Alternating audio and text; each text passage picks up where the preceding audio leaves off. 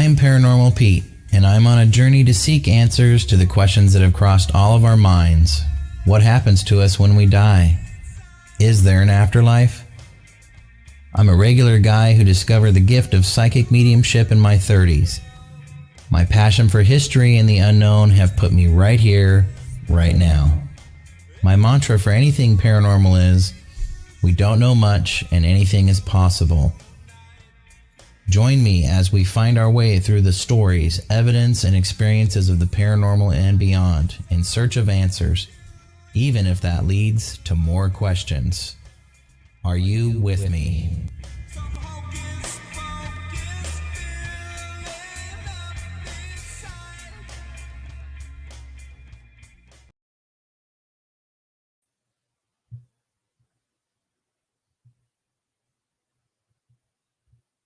Hey everybody, welcome to the Paranormal Pete Show. I'm your host Pete Orbea, and it is July 26th. Believe it or not, we're already thick in the throes of summer finally here in Washington.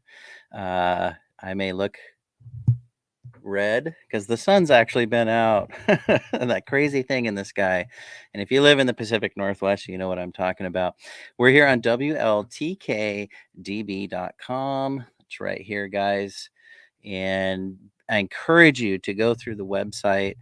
Each week there are new shows. There's a ton of shows on the station, and new ones keep coming up, and they're just, the station's getting really awesome. So I hope you get a chance to go through the website at WLTKDB.com, and then follow us on all the socials if you haven't already. If you're watching from the website but you want to watch from somewhere else, we're on all the socials under WLTKDB. And you can find my page on Facebook at /Paranormal Pete Show. But I encourage you to check out some of the other shows. There's some really great stuff. And we've been just trying to level up here on the station. And we've got some really cool things coming up. So stay tuned for some really cool opportunities that are going to be happening here on the station. And we appreciate everyone who has supported the station so far. And please keep it up.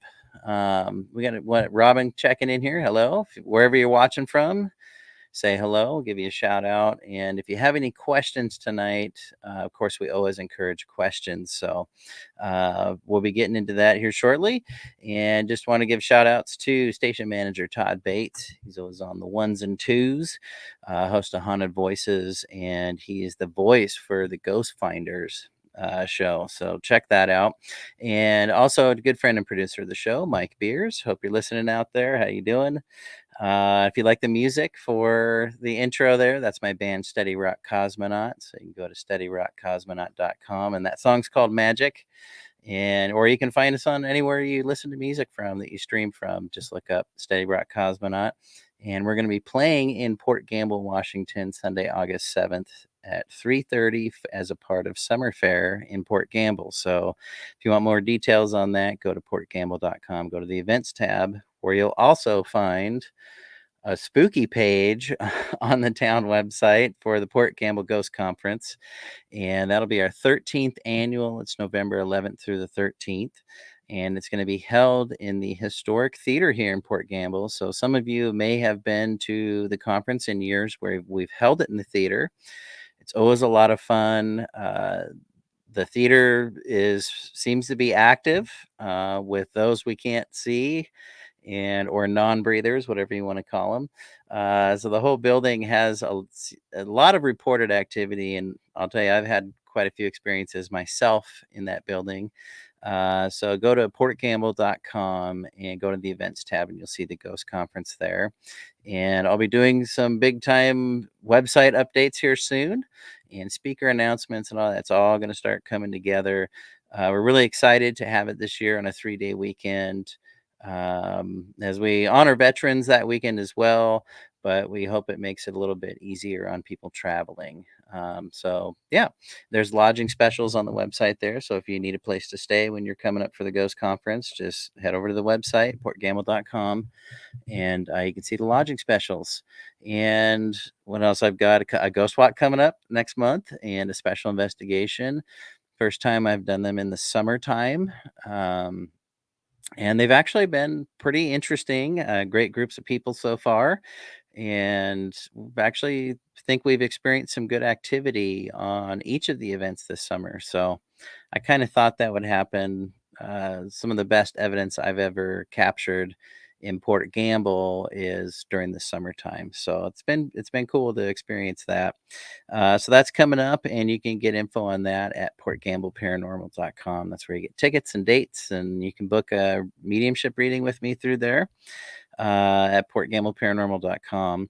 And one other thing I've got coming up, I'm super excited about. I've been talking about for a while now, but it's getting closer, and which makes it even more exciting. I get to be speaking at the first in-person OC Paracon down in Anaheim. It's the first in-person conference of its kind down there, and there's a lot of great speakers, and I think there's going to be some fun experiences there. So I'll have a table. Come by and get a reading, say hello, whatever.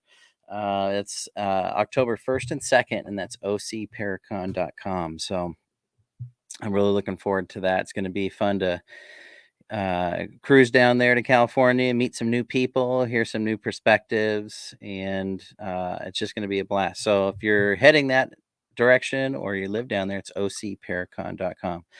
All right. Enough of that housekeeping stuff here. Well, one more item I should say is that I will be off in August from live shows. So I think there's going to be replays every Tuesday evening. And to everybody who follows and listens to the show every week, thank you so much. And I'll be back in September with live shows, but we'll play some good ones over the course of August. And tonight, I've got a very special guest tonight, and I met her at the Ghost Conference years ago here in Port Gamble, and she's really just done so much since we first met, I think. And she's an author, she's a writing coach, she has many gifts that we talk about on this show, and she's a New York transplant. Tracey Shearer now calls the Pacific Northwest her home. Good on her. Land teeming with ghost writers and coffee shops. The loss of both her parents and her own battles with cancer continue to fuel her love of stories that explore how important our connections are to each other. And through her work as a mentor and a coach, Tracey enjoys helping other writers realize their dreams. Under the close supervision of her two rescue kittens, Cleo and Feta, Tracey is working on the next book of the Entwine trilogy. And you can find all this stuff at traceyshearer.com. I'll put it up in the comments so everybody can go there. But let's give a big show welcome to Miss Tracey. Hello, hello, hello. Hello, welcome to the show. Thanks for having me. This is fun. Yeah. And so you're up here in Washington as well. We were just talking About the about, heat. oh my gosh. And we really can't complain, right? Because people on the East Coast and in the South and everything. Sorry, everybody. we'll send you some Northwest energy and see if we can cool you down a bit, because it's really heated up here. And I think everybody, runs for the sunscreen like crazy up here, because we barely have any sun as it is. So when we're not conditioned for it, that's for sure. But thanks for taking time out. And I know you had a busy weekend. Tell us a little bit about the event you were at over the weekend. Yeah, so it was so much fun. It was the Readers and Writers Book Fest, and it was down near SeaTac, and there were over 70 different authors, and it was my first big author event. I've been at conventions and conferences and stuff, but this was the first time it was specifically like people are coming to buy a book. Right. And I was just like, oh my gosh, because I felt like the little newbie. I'd never done like a big setup before and stuff. And the thing that was so fun is that I had this vision in my mind of how I wanted to bring the magic of my books into the booth, so that when people came, it was a real experience, as opposed to just a table with some books on it and people walked up and, chatted and stuff. And so I had this archway, this metal archway, and then I wound lit ivy around it. Okay. And then I had flowers, I had candles, I had a prize wheel, I had stone crystal hearts, I had, all these different things that really drew people in. And I had other authors come up to me when I was setting up, and they're like, fine, like put us to shame. And I was like, I'm bringing I'm the new. magic. This is what we do, right? This is what we do. We're bringing the magic. But no, it was fabulous. I was busy nonstop. I didn't know what to expect. So every book sale was a gift. And I just sold a ton of books. And what was really great is talking to people that some didn't know about my books at all. So it was a new experience. And others were very savvy. They read my reviews on Amazon and they had it all written down and they were prepared. And they came and they just went, I've read the reviews. I want your books. And I was like, Wow. yeah, it's very exciting. Yeah, I mean, that's awesome for anybody who, I consider authors as an art form, right? Hmm. And, that's really cool for someone who's in the arts, or someone like you have ready-made, you know, clients, Yep. that want to come and get your material. That's really cool. And Robin Cribbs wanted to say hello, Miss Tracy. Oh, Welcome. hey. Hey, Robin. Yeah, so I'll try and put the comments up on the screen as we see Oh, them. So cool. send wherever you're Yeah. watching from, whatever. Say hello. Well, we're going to kind of reverse engineer here, because I think we should talk about your books in the series, because I think that'll lead into Yep. learning about you and your story. So you're working on this trilogy, and the first two are out, but the third one is It's when? coming out this fall. So October, November time. So I'm hoping to Perfect. have it done for the Ghost Conference. Yes, and so Tracy will be at the Port Gamble Ghost Conference, and well, congrats on that. That'll be, talk about perfect timing. How did Did that you happen? did you plan that? And good friend of the show, Linda Myers. Hey, Linda. And Hey, hey, Pete and Linda. Tracy. Thanks for watching. Linda, I got to get you back on the show sometime. I guess this is the only way we can communicate. Being so busy, everyone's so busy.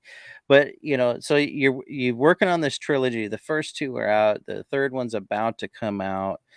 What is it about the third one that you feel is just going to be? What's the best part of the third book, and does it tie everything together? Yeah, no, that's a great question. One of the things when you write a trilogy is you want to make sure that you wrap up whatever the big themes and the big issues that you had when you started. That makes a really satisfying trilogy because you want it to come full circle and there's a resolution of some sort. Okay. And so when the book started out, these three women, and each book focuses on one woman, but everybody continues and they grow and they learn and they change. So these women had a fractured friendship. They were very close as children because they each had gifts and they felt kind of alone and they bonded together and their friendship gets fractured. We find out in the first book. And through the three books, they're trying to rebuild that. And they're realizing that they're stronger together and that, together they also can, really appreciate and understand each other's gifts and who they are. And a lot of the themes in the book are about accepting yourself, light and dark. And I know a lot of people that have gifts struggle with, feeling whether or not, they're too different, or will anybody understand them, or maybe they shouldn't be doing what they're doing. Yeah. Gifts. What are your thoughts on, from the people, your own experience, whatever, what's your take on, kind of everyone has the shadow side, Mhm. right? We all have it. What's your thoughts on accepting it or learning about it? What do you think? Yeah, I think that it's important to realize, I think for me, that it's part of you, that it's not something that's separate. And the shadow piece of me actually, I think, makes everything else brighter Oh, okay. because you know I have experienced a lot of things. Like when I found out I had cancer for the first time, um, when it's so dark, that's when you can actually see your light. That's awesome. And that's when I realized, what am I going to regret? Because I was only given a 50% chance to live. Yeah, and you've gone through, and tell us a little bit about your journey that you're comfortable sharing. Oh, yeah. It's pretty incredible, and I think it speaks to. I could totally see where when you get to your darkest points is when you really see the light in yourself and the potential and everything. So yeah, talk about that a little bit. Yeah. So when I got diagnosed, and it's not like cancer runs in my family, and I got a really rare form of cancer too. So it's leiomyosarcoma. There's only about 150 cases in the US a year. That's it. Wow. That's Not a rare. lot, not a lot of research. And when I first got it, they basically handed me a study that was done by Sloan Kettering, a 10-year study of only 100 patients. And they were like, yeah, pretty much you got a 50% chance. It was just like, Wow. oh my God. And it was really, and I just decided, I'm going to be the 50% that survives. And I just went, you know what? That's what I'm going to do. And then it came back 2 more times, really fast succession. And during this time, when I first got cancer, it really made me realize what I would regret if I didn't make it. And Okay. and for many of our listeners out there, people have gone through stuff like this, personal issues, or they've lost somebody in their lives, or something that Right. shifts their perspective. And they start thinking about, what if I wasn't here? Or what if tomorrow was my last day? What are the things that I would regret? And I realized it was pursuing my writing dreams. And I wasn't sure I'd be alive to see my books published, but I Wow. had to try. Right. Had to try. And so, gosh, going through this multiple times, and uh, what did you learn about your own gifts, or was there a discovery of gifts through this time? Talk about your gifts a little bit and kind of how Yeah. they came about. Yeah. So I think that, I started feeling as I was going through the cancer and stuff, and the 4 times, that I was meant to be here, and that there was a reason for me to be here. And I also had another experience too that could have been the end of my life, where I had been given the choice to transfer in my company. And I really wanted to move, and I wanted to move out of Seattle. And I had 2 choices to go to. I had New York and California, family in both places. My mom was in California. My sister was in New York. Everybody was like, wanting me to come. And I decided on California. And I'm glad I did, because it was the last 3 years of my mom's life, which I didn't know at the time. Oh, right. But something was drawing me there and made me make that choice. So I didn't end up going to New York. And a few months later, 9/11 happened. And we Right. lost 300 people in the office I would have been in. Holy smokes. So, yeah, So I'd say something pulled you away from that. Yep. Wow. What Yep. was it? I mean, when 9/11 happened, rest all those souls. When that happened, I mean, what was it like for you? Were you just like, I know. jaw hit the floor? Yes. I mean, what was that experience like? I walked out, and I remember looking at the television and going, "What?" Because it was when the plane had hit it, and I was like, "Oh my God." And then it's like I started, I went down to the office because I was in LA at the time, and they told us to go home, and they told us the people that had died that they couldn't find and stuff like that, and people were in the office. And I was like, "Oh my God, I would have been there." And it just, like, I remember walking around in a daze, just thinking, how am I still here? Yeah. It Wow. was just crazy. And it's funny because it happened before any of my cancer stuff happened. And I think it's like, I kind of really feel like I was mentioning to you that the universe was kind of nudging me like, hey Trace, you need to make sure you're here to do big stuff. So, Yeah. we want to keep you around. You just got to keep fighting. That's incredible. I mean, I could just imagine, like, I would have been there Yes. had this one decision, or however many Yep. decisions would have steered the other way. And I mean, that had to put you in a really reflective state, right? Did you start were you having all kinds of reflection and I was just like, "Oh my gosh," and I think it made me realize, just at that point in general, like, how fragile our existence is. And it was really right? interesting. But still, what was interesting though is that even after that happened, I was still thinking, "Oh, I'll just get to writing at some time. I'll just get," because it was still a little bit removed. Yeah. then So and then when the cancer hit, and what happened actually was, I ended up, losing my job that I'd had for 11 and a half years with an insurance brokerage because they'd been brought up on bid rigging charges. So oh they let wow, everybody regional go. So I lost my job, found out I had cancer, and my mom died all within a few months. that's rough. And Wow. I went, oh my gosh. It just took me out of it, put everything in perspective, just really lit a fire under me. And I went, okay, I can't ignore this any longer. Yeah. How important was that perspective in the future and what things that you now can look back on, things to come, how important, and was there some, I don't want to say foretelling, were there some signs of where you would kind of go with things? How important was that perspective you had back then?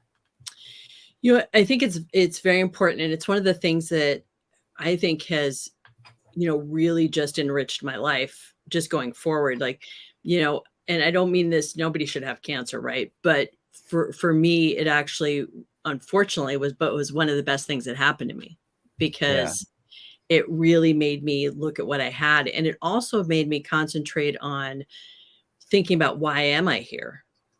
Why am I still here?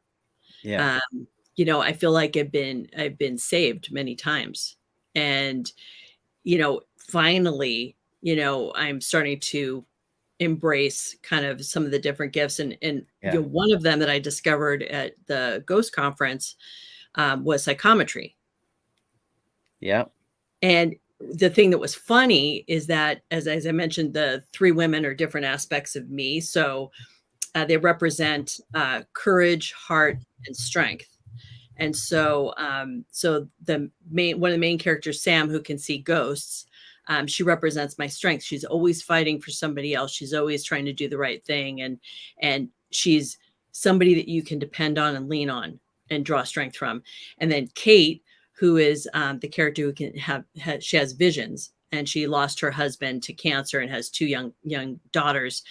She's the heart. She always sees the good in people. She tries to give people second chances, which is like me too, and is very open and vulnerable, and Yeah.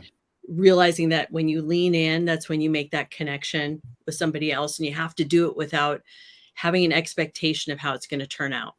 Sure. You do Yeah. it because you feel it. And then Beth, the third book is about Beth. She represents some of the damage I've had in my life. So closed off walls, feeling like you have to protect yourself. Things that have happened in my life that I've had to like harden up. And she's the courage piece because even though she's gone through all that stuff, she is still the first one to run in there and brave the battle. And so it was Yeah. kind of cool to write about all three of them. And so Kate has the gift of psychometry. And I wrote about her having that gift before I ever experienced it at the Ghost. And I was That's like, cool. Hmm. universe, And then what's interesting is that Beth, her gift is she can find anything. And I discovered I have finder fairies. Okay. We And can talk a talk. little bit about that. Yeah. Well, explain that a little bit.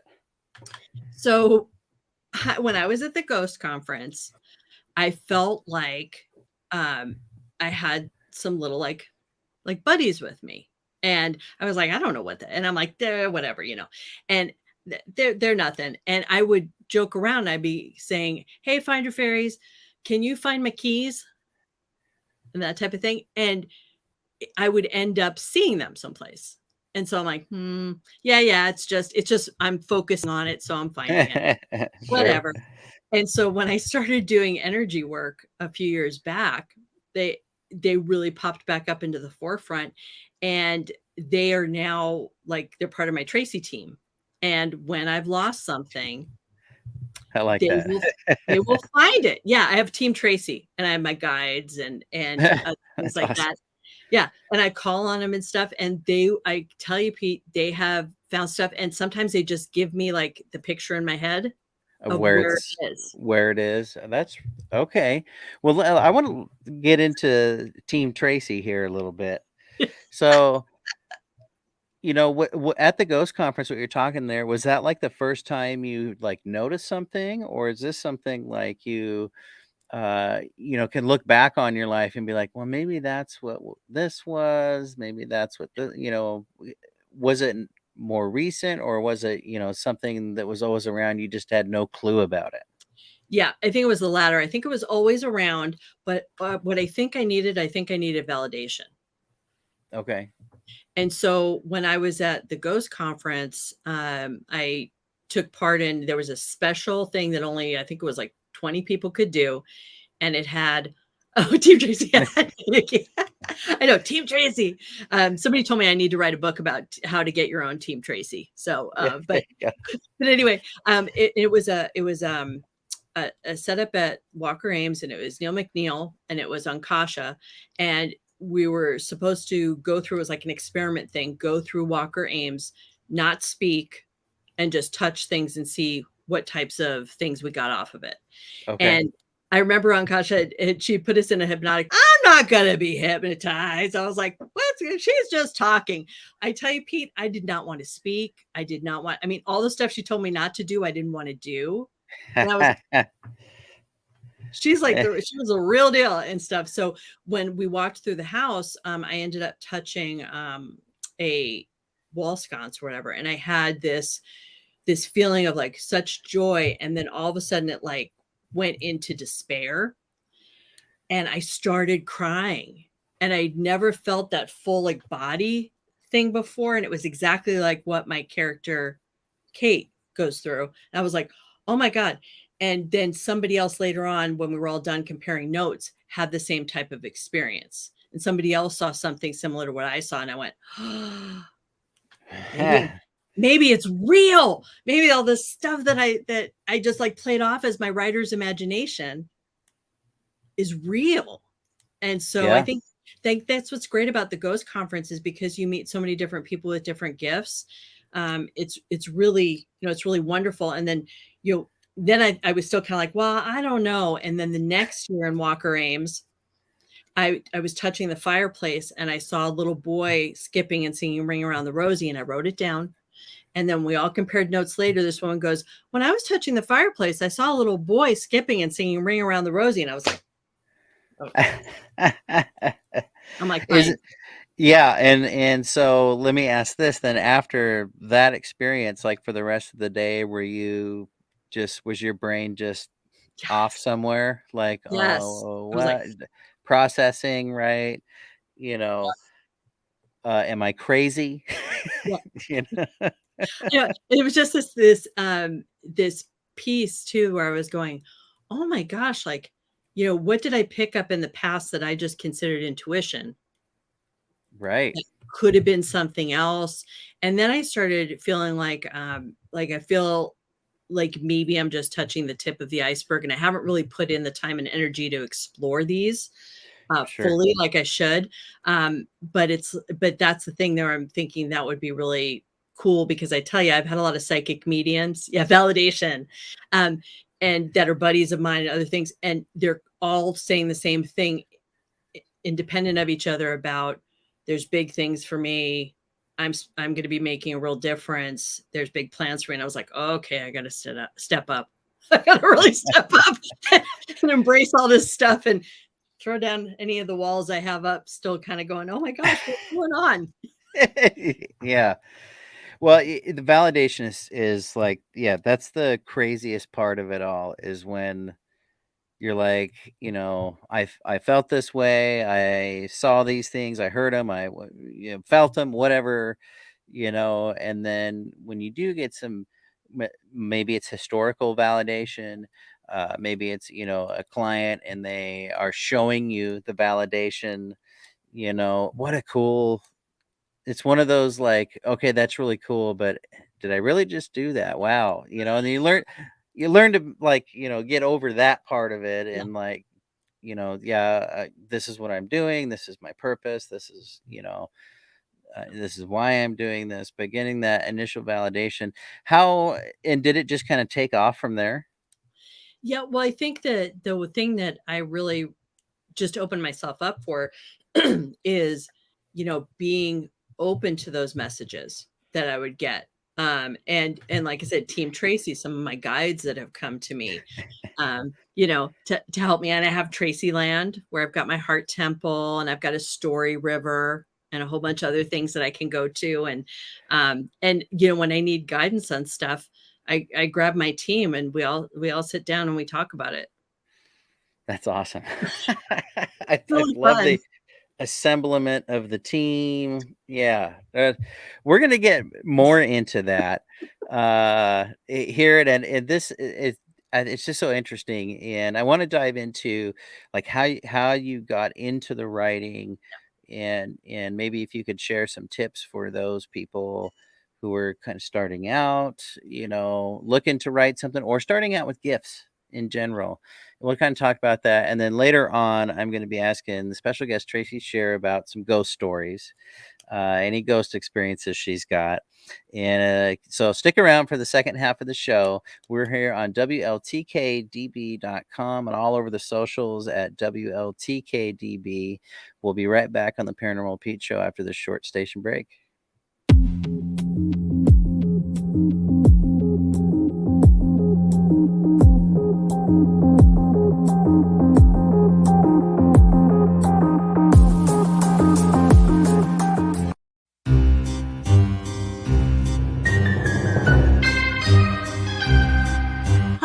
This is Patty Negri. Hi, I'm Pete Orbea. Hi, this is Nicole Strickland. My name is Hero. My name is Sean Klein. Hey everybody, Cleet Keith here, author of Ghost of Greystone Beverly Hills. I'm excited to invite you to the OC Paracon, which is going to be the first week in October. Now that's just some of the people you're going to meet at Orange County Paracon. That would be Anaheim's first ever paranormal conference. I'm Henry, the organizer and also the host of Paranormal Perception, inviting you to meet those people that you just saw. You'll meet everybody, including some guests, some people that we haven't even announced on the website. It's going to be a surprise. Everything, info, tickets available on that website, ocparacon.com. Hope to see you to kick off our favorite time of the year in Anaheim at OC Paracon. Take us with you on the go and download the new WLTK DB mobile app. Search the App Store and Google Play under WLTK DB Talk Radio. Download free today. The unexplained. It's all around us and usually supplies more questions than answers. You need answers. You need Cross Country Paranormal. Founded by Benjamin Young, CCP seeks to train, educate, and mentor anyone that has a passion for the paranormal. CCP is building a network of teams and investigations across the country, and all experience levels are welcome. Learn more about CCP on their website, ccpinvestigations.com, where you can find frequently asked questions, check out their equipment, follow their latest events, and of course, shop. Visit them now at ccpinvestigations.com. That's ccpinvestigations.com. Cross Country Paranormal. All are welcome. All are family.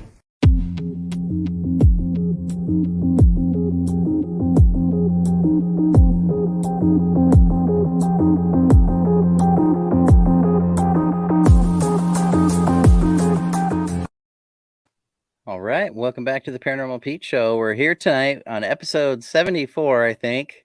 I'm going to start to lose count. I don't know. But special guest Tracey Shearer, and she's author of the Entwined trilogy. And the third book's going to be coming out just in time for, as you saw in the OC Paracon ad, our favorite time of year, right? The fall. So congrats on that. And before the break here, if you joined us in the first part of the show, we're kind of going through Tracey's path with, and ending up with, she's created Team Tracey, which consists of many different guides. And to many, that might sound weird, but really, once you start to learn about it, we've all got a team with us. And so you've kind of taken ownership of that team and the, the operational management Right. of Team Tracey, which maybe you should write a book about that. How to take over operations, How to get things done. Yeah, and we were also talking about getting the validation and how important that is. And so we had a few comments here. Nikki was saying it brings a sense of family. This was when we were going into break. I remember when everyone celebrated Jay Verberg's for his birthday. Closeness at the conferences, I think, is what she's talking about. She can't wait to hear your ghost stories, and I'm interested in it as well. And she also says, I missed 71 episodes. Yeah. Yep. I've been on for a while, but thanks for watching and thanks for the support. Really, it's very humbling. And we got a question here from a viewer on YouTube. Jasmine, thanks for watching. How do you develop your intuition? And Tracey, I'll let you take that and then I'll follow up. How do you develop your intuitive skills? And I would take that one further. How do you use that in your writing?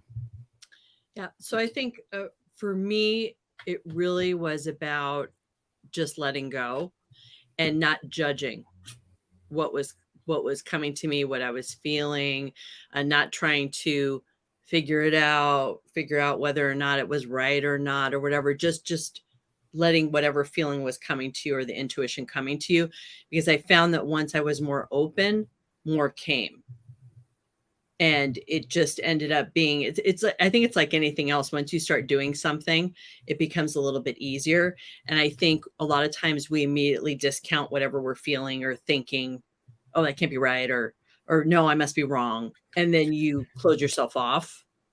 Right. And I found that really opened it up. And I think the intuition piece, I think, has helped me in my writing, because, one of the things that I discovered when I started taking writing, seriously for being an author, is that one of my innate skills is creating emotional connection with my readers. And so where I have cried writing, my readers cry reading it. It just, you've put that emotion, it comes through. Yeah. And they feel it. And I think intuitively, I know what's going to really resonate and pull at somebody and pull at they're going to have an experience with it, whether or not they're caring about the characters or thinking about something that's similar that happened to them.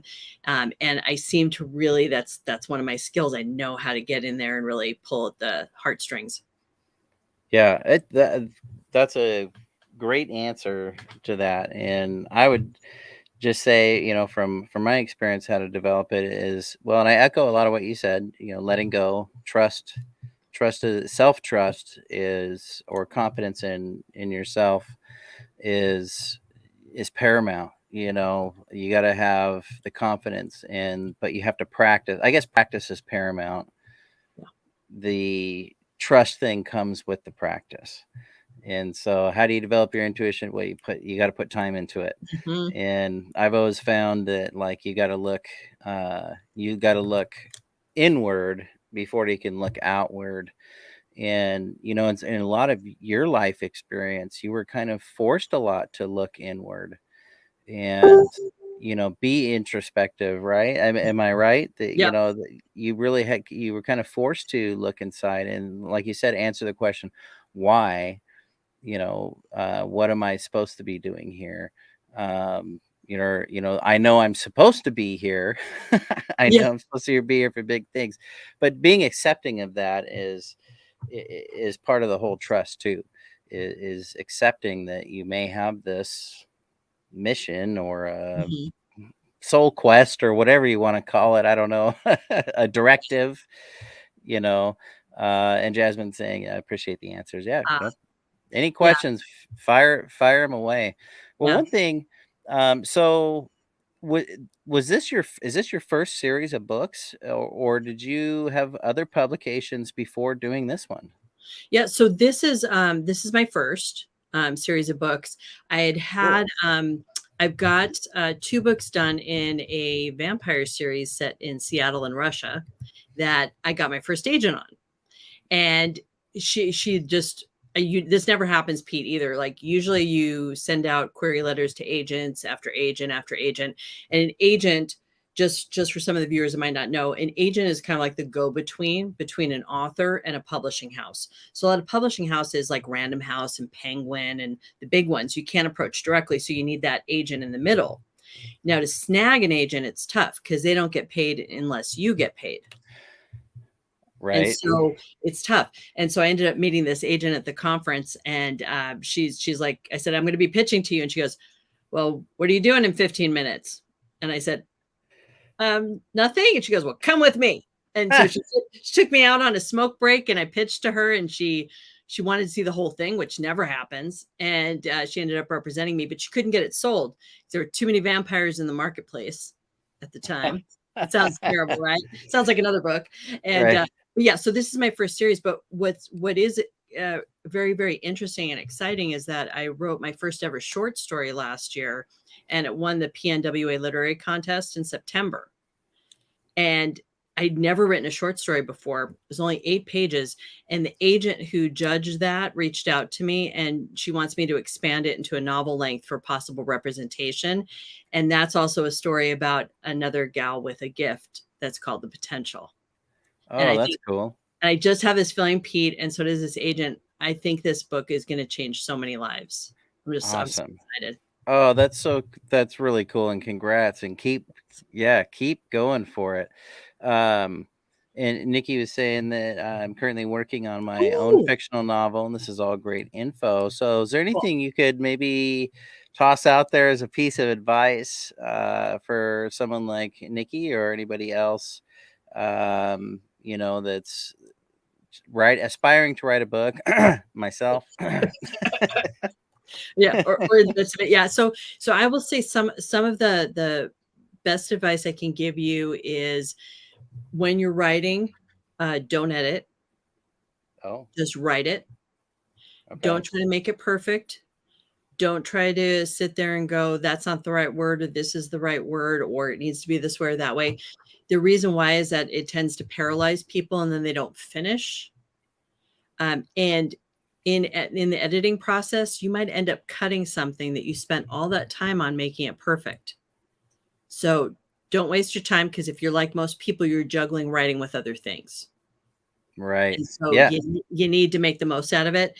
And I would also say that just keep going. Every little bit of progress is progress.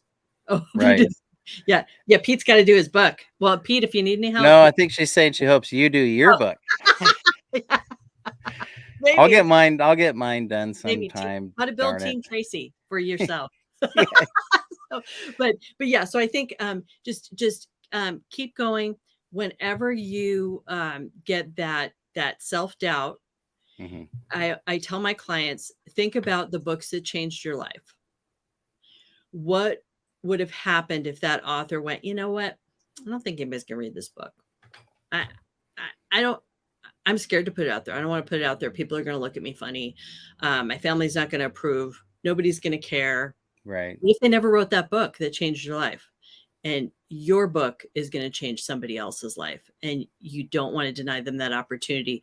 The world needs all of our voices, including yours. So don't ever give up. Yeah, that's awesome. And it's kind of like a universal approach, to anything in life. But the fact that you could possibly, I didn't really think about it like that. And I'm sure most people probably don't initially, that this could really help somebody else. This could make an impact on somebody else. And I guess maybe a lot of people think of that, but that's not something I would have thought of first. And that's really, that's a really nice way to put it. And Linda's asking, how important is it to write from experience?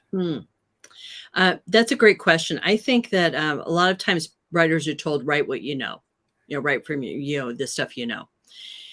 I take that to mean pull from a place of authenticity, regardless of what you write.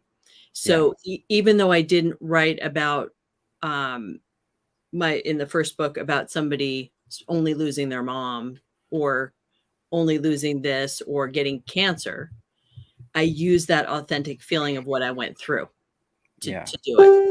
And so I think that I think you can write from experience. It's really great. People know that you know what you're talking about. So like Pete, obviously, if your book is going to pull on your paranormal experiences or the things you've gone through as your gifts came out, people are going to recognize it. They're going to feel that, it's coming from a genuine place. But even in fiction, you can pull from the things that have happened in your life that have challenged you and channel them into the fictional story, and people will respond to it. Awesome. Yeah, that's very well put. We got a longtime friend of the show, Michael Laciana, former guest Hey, as Michael. well, and future guest checking in. Hey, got to get you back on, mister. Yeah, Robin saying that I should write the book and have somebody that would read it. See? I know. That's exactly what my lovely wife, Molly, always tells me. Yep. So, thank you. Yeah. All right. Thank you. Everyone's saying hi to Michael, and Nikki also saying she can't wait to check out Entwine. Oh, good. Yay. And I wanted to ask a question from this world. Okay. So you know this world better than anybody. Yeah, Molly says, yes, just write the book, LOL. Thanks, Molly. I know. Hi, Molly. I'm trying to convince him. So, oh God, Linda. All right, you guys. I want to get to this question here. Okay. So Entwine, I did a little bit of research. I haven't read the books yet. But I'll have to, this will be something I think my whole family could get into. But Entwine is this place where the world of the dead overlaps the world of the living. Yep. Okay. And so I wanted to ask you, were there real life inspirations of that? And I guess I mean, what are some real life examples of Entwine, let's say in our world, in our reality existence? One thing I thought of was a hospital. Mm-hmm. Another might be a funeral home where the world of the dead may overlap, right? Or any haunted location, right? On a spooky full moon night, right? Yep. So, I guess it could be any haunted location is an area where perhaps the world of the dead overlaps with our world, right? I mean, what do you think? What are some real world and Entwine areas? Yeah, no, I think you mentioned quite a lot of them. And I think, when I first came up with the realm of Entwine, it was because I felt that not everybody moved on. Okay. And so some people were in between. And were either in between because they had unfinished business, or at least like in my books, they, pay off the wardens of Entwine and they can hang around and get into mischief or whatever.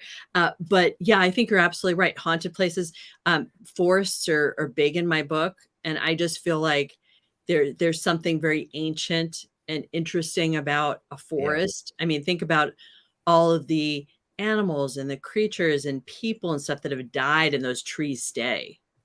Right. Those areas. There's that kind of juxtaposition of the past, present, and going into the future and stuff. So I think there's a lot of different places. And I loved your idea about the hospital, because I think you do have that thing where you've got the living, those who are in between maybe, and then those who have passed on, all occupying, space.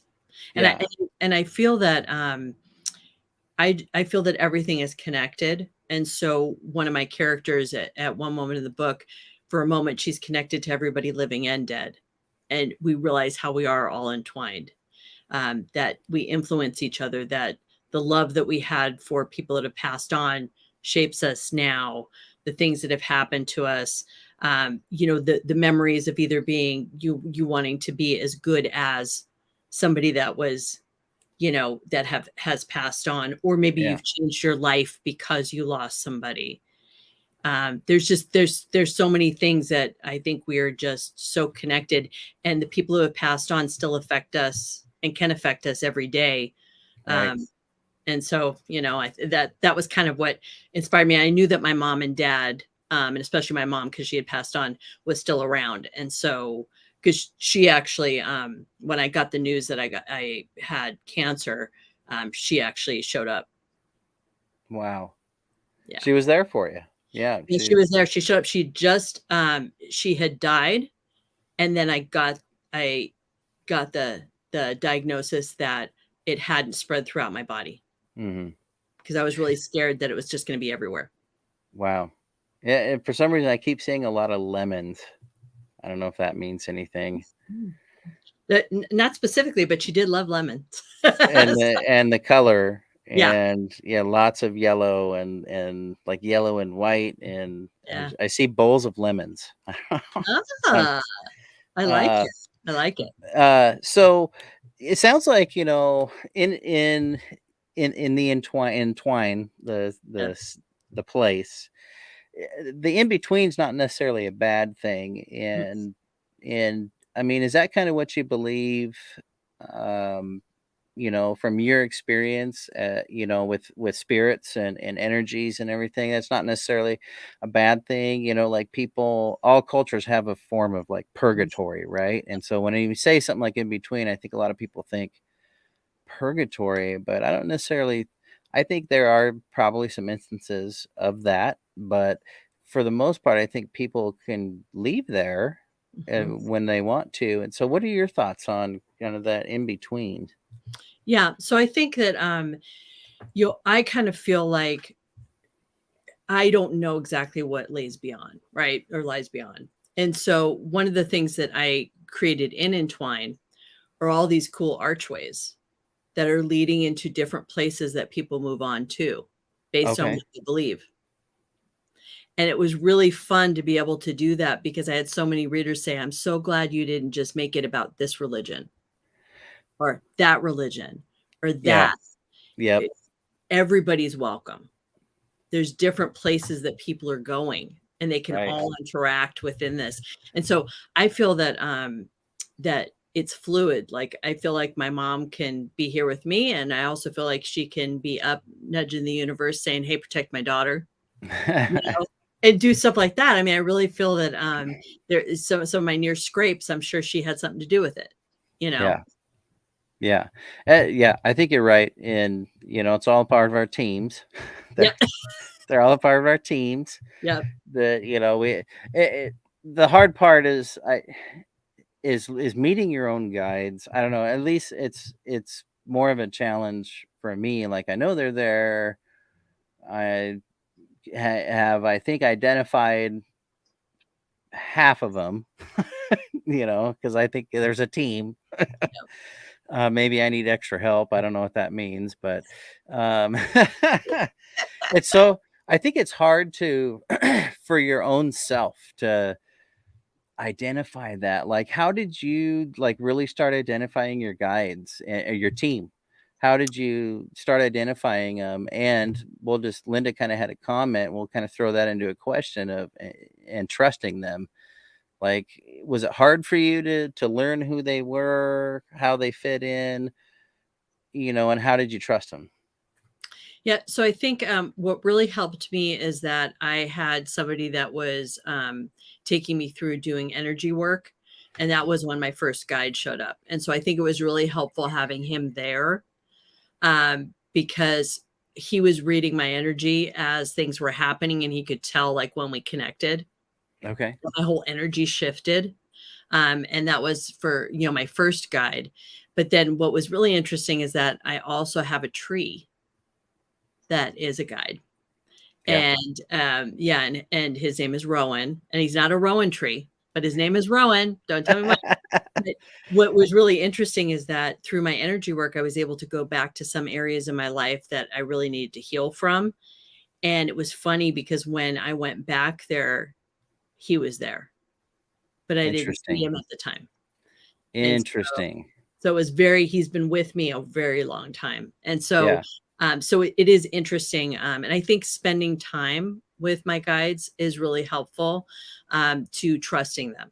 And I think the vibe that you get and the feeling that you get from them, I think that really helps. And have you found, everyone's got a little bit different, variety of how they do their work, how they spend time, how they be present, and how they spend time. For you, is has it worked more as like a meditational process, or is it more of like putting yourself in the moment, in that moment, being super present and focused? Which way do you think you kind of go? Yeah, I think for me, it's more of a meditative type of a thing. I run my energy and get grounded and stuff. And then because I am a writer, I tend to think of things visually. And Okay. so a lot of times I have an elevator that goes up and down my chakras. And when there's certain things that are drawing me to it, I can take that elevator down with some of my guides. I kind of go, who wants to come? And they pile in with me, whoever wants to come. And we go to the different chakras and we discover things. And Yeah. that's how I've been able to discover different, like I found my Yeah. heart temple. And what was interesting in my heart temple is that there was a light side and there was a dark side. And in the dark side, it was nighttime. It wasn't like bad. It was nighttime and daytime. And the nighttime was where all of my creativity came from. And, all of that storytelling. And the light Wow. side was all of the positivity and the love and the energy I had. And somebody told me, they're like, well, you have to join those sides. And I'm like, no, I don't. They're beautiful the way they are. And so be it. Yep. Yeah. And that's why I think everybody needs to understand your experience is not going to be like somebody else's. And it's totally okay if it's not, as long as it feels good to you. Right. As long as it feels good and it feels right to you. Yeah. Because everybody has a little bit different process. And Nikki commented that feels for her, probably it takes a village sized team. Yeah. I think we may all feel that way, I think, at times. She also said, I think the first time I felt a guide show up was one day when I was stressed out and decided to meditate. I distinctly felt someone was hugging me the entire time I was meditating. Interesting. Nice. Yep. Nice. And Michael is asking, if I get it to go here, does anyone have small lights hover over their head? And he added later, almost like a firefly. Well, I would say, Michael, what's some more context on that? Like, were these captured on a photograph, or were they seen by the naked eye, or on video? Let us know. But we're getting a little low on time. Oh, yeah, okay. He says he has 5 to 6 lights that float above him. Oh, And he has a show, Heritage Hunters, that's on Amazon Prime. And he does paranormal investigations and I shows write that you, down. shows you what it's like. So you check that out. And Yeah. seen by your clients, Michael. Okay, so the people Ooh. multiple people are seeing it. Man, my question would be, do you think it's location specific, or have you had it at multiple locations where people have said something? Right. And Tracey, I want to get to give me one of your good ghost stories you've got, good experiences. Okay.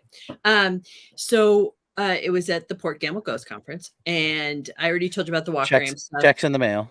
Yeah. Checks in the mail.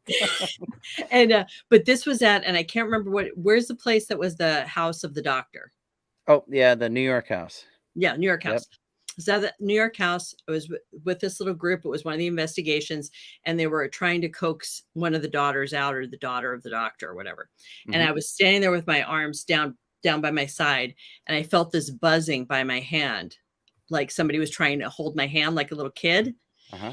And before I could say anything, my buddy who was with me, she goes, "Are you feeling something?" And I said, "Yes, I am." And she goes, "Damn you, Shearer, damn you." Because she thought she's like, because I was open to it, that it came. And I got led to this book that was down there that was on 19th century, like crafts and habits and stuff that I needed for something I was writing. Okay. And I was like, oh, thank you. And so, yeah, so it was really cool. Very helpful. Yeah. So would you say that you felt like it was a kid? Yeah, I did. I felt like it was a kid. And it was interesting because it's like, it all felt really good. Like some people were freaking out and stuff, but I was like, no, I felt like it was very helpful. Yeah. in that particular location, the adult spirit or spirits that seem to be in there give off more of everyone's the heavy feelings, the Oh. the get out sort of feelings, and a lot Ooh, of people in that house are told in their ear to get out. And that's just like random people during the day going wow. in there shopping. But on the other side of it, there is believed to be a child spirit of a girl in the house who, if you look at it's never been confirmed, but if you look at the history of the house and kind of the first doctor to live there, he did make it here with a teenage son and a young daughter who it was written that he doted on very Mm. much so in public. And so she's always kind of had this, there's like a yin and yang in that house. There's like the grumpy guy who doesn't like people in his space. And then there's this little girl who wants to be seen, wants to be heard from. She wants you to know she's there. And so the fact that I think it's so cool that you're talking about the buzzing on your hand and feeling that energy in your hand. And a lot of people have reported in that house, and I'm not just ghost investigators, not just paranormal researchers. We're talking about the general public. Is like they about where your hand hangs down on your side, their pant leg gets tugged on from right there. And Wow. so, but to me, you're talking about something that felt kind of like a magnetism, right? Yes. And someone's pant leg getting pulled, maybe they have their keys in their pocket Oh, yeah. and something pulls it. You know Yeah. what I mean? So it could be a similar thing, but either way, it's a magnetism. And so that's really cool that you had that experience and in the location you had it with where your hand was, because that's very consistent with a lot of the reports in that house. That's So so there's cool. I didn't yeah, know. yes. So there's some validation for you right there. Ding, Good ding, ding. story. Good story. Yes. Good story. Yeah. Well, nothing but congratulations on you just taking this writing thing by the horns and getting after it. And congrats on the third book coming out of the Entwined series. And everyone I put it up in the comments there. Go to Tracey's website, traceyshearer.com. I put it in the comments. It went out to all the different places we're streaming to. And check out our website and be sure to order the new book when it comes out and catch up on the other two. I think you've got some new readers tonight. Yay. And yeah, that's what it's all about, right? Yep. Sharing the Yep. experience. Exactly. And I want to thank you so much for sharing all that you did and sharing your life experience and your writing experience. And even though there's Okay. some dark subjects as Yeah. we go through it, but such is life, and you've just handled everything so really cool. Yeah. So thank you so much, Linda, saying great show tonight. Thanks, Oh, Pete and great. Tracy. Day. And thanks, Thanks, Nikki. I saw Linda. your comment too. Yeah, right on, Yeah. guys. Well, Cool. again, I'll be off this next month from live shows, but there will be replays going on. I'll probably I don't know if it's just a hand pick or just a random. I don't know what episodes will be coming out in August, but I'll be back in September. So stay tuned to my Facebook page at facebook.com/Paranormal Pete Show, where I'll be announcing guests and stuff there. And thanks to Michael as well. Thanks for checking in. You're on the East Coast, man. Thanks for staying up. Thanks, Um, Michael. he's a trooper. I'm going to check out your show. Yeah, check it out. It's pretty good. But yeah, thanks everybody so much for contributing to the show, watching the show each week. Big thanks to my biggest supporter, my lovely wife Molly, and that she keeps pushing me hard to to get that book done. So I'll get it done at some point. But Yeah. I can nudge him if you want, Molly. I can send you Facebook messages. Hey, how's it going, Pete? Are you writing it? yeah. I guess. Well, I just need to not be so busy, Yeah. and then then I'll just get it done. Yeah, night. Thank you, everybody. Well, I leave a show every show with a toast, and maybe when I hit 100 episodes, I'll change up the toast at the end. But it's a really important thing to think about, and it's a really important thing to do. We all need to do it. I even struggle with it, so it's not like I'm not going to take my own advice here. But the past is history and the future is a mystery, but today is a gift because it's the present. And I believe that's from Eleanor Roosevelt. But it's we all got to be present, right? Take time each day if you can, each week, however your life allowed, or make a little bit of time each day, but be present. Look at it, take stock in what you've got, be there with the people you're with, the people you love.